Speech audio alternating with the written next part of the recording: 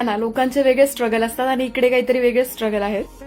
हाय, तर आजचा माझा टास्क आहे की विंटरचे सगळे कपडे जे आहेत ते मध्ये पॅक करून ठेवायचे आणि समरचे जेवढे पण क्लॉथ्स असतील ते नीट अरेंज करायचे. मोठे मोठे जॅकेट्स आहेत, फॉर एक्झाम्पल इकडे असं सगळे जॅकेट्स आता पॅक करून मध्ये ठेवावं लागतील आणि समरचे जेवढे पण कपडे असतील ते सगळे नीट अरेंज करून ठेवावं लागेल. हे असं दर 6 महिन्याला करावं लागतं, कारण की इकडे एक्स्ट्रीम विंटर असतात आणि एक्स्ट्रीम समर असतं. ते स्ट्रगल नाही, पण थोडीफार अरेंजमेंट असते. आता तुम्हाला कळत असेल की जर भारतात आपण राहतोय तर आपल्याला जवळच माहिती आहे की हे टेम्परेचर रेंज एवढीच असणार आहे, पण एक्स्ट्रीम विंटरमध्ये हे जवळपास -16, -15 पर्यंत पण जातं.